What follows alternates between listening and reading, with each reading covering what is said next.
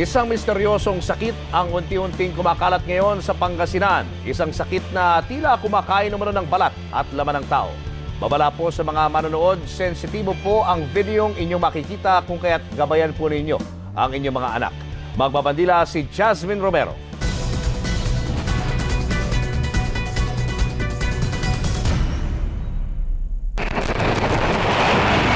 Sa kabila ng tahimik na mukha ng Pangasinan, walang kamalay-malay ang marami sa misteryosong sakit na kumakalat sa ilang bayan dito.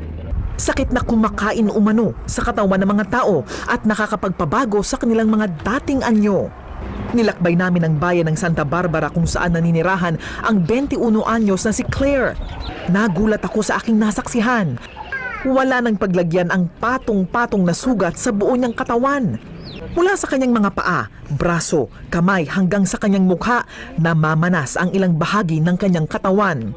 Hindi na rin halos makilala ang kanyang mukha dahil tila kinain na ng mga sugat ang kanyang kagandahan. Nakalabas ka ba ng bahay? Hindi po ako makapagpagulogan.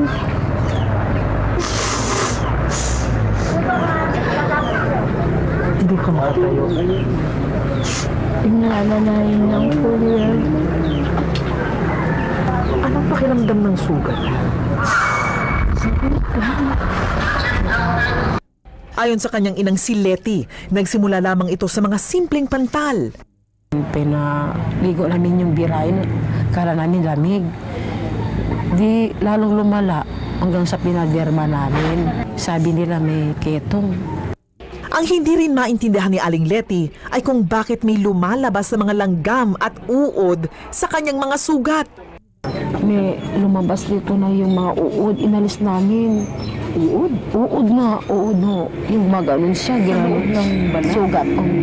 Tapos dito hanggang ngayon po, lumalabas po kanya pag ginaganon po namin. Lumalabas po yung langgam na maliliit. Ang kumisa na, umibigay na.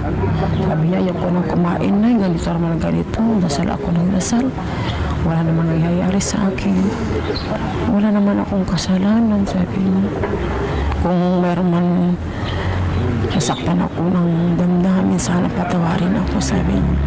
Dinala na sa magagaling na doktor si Claire sa Pangasinan, Baguio at kahit sa Maynila. Samot-saring gamot, pero pabago-bago raw ang diagnosis ng doktor. Mula ketong, skin allergy, kalaunan ay hindi na raw maipaliwanag.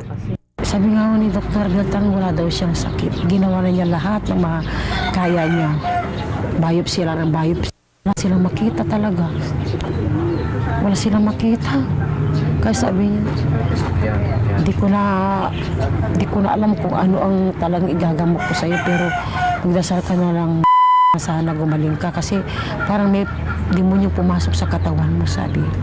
Nagdesisyon ang pamilyang bumalik na lamang sa Pangasinan at sa dasal na lamang kumapit.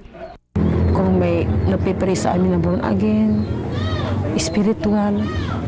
Kaya nga nung dalawang gabi na kami natulog sa spiritual, nakakatulog siya. Dito hindi siya nakakatulog. Kaya po kasi kung ha? Bumalik. Bumalik po.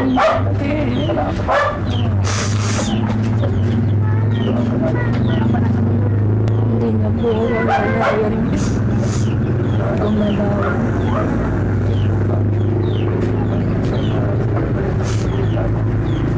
Hingin po kami ng ano po, tulong. Sa MSCB. Sa bayan ng Villasis naman, nakilala namin ang binatilyong si Joseph. 4 na buwan pa lamang ang kanyang sugat, pero sa bilis ng pagkalat nito sa kanyang katawan, hirap na siyang makatayo. Namaga parang ano sa basketball. Nag-basketball ka? Hindi naman ako nagbabasketball nun. Biglang lang. Mamaga. Tapos biglang sumakit ng mga tungkol. Tapos may tumubo. Yung kumamin. Ngayon, pati ang kanyang ulo, kinakaliskis na at unti-unti na ring dumatapo ang mga sugat sa kanyang makinis na mukha. Ang kanyang mga kuko, unti-unti na ring nalalaglag. Wala na, aalis na. Naalis na yung kuko mo? Naalis yung kuko mo. Dalawa na lang yung meron. Ayon sa nanay ni Joseph, paiba-iba raw ang diagnosis ng mga doktor. Nagpatingin uli na naman kami sa mga albularyo.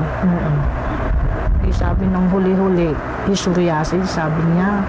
Kung psoriasis yan, dry naman. Dahil sa kawalan ng pera, iniuwi na lamang si Joseph. Sana po yung mga may mababait na kalooban, sana po tulungan niyo po ako para magamot na itong anak ko. Aminado ang health office, wala pa silang alam kung ano ang sakit ni Joseph. Duda rin sila na hindi lamang ito basta simpleng lupus o psoriasis.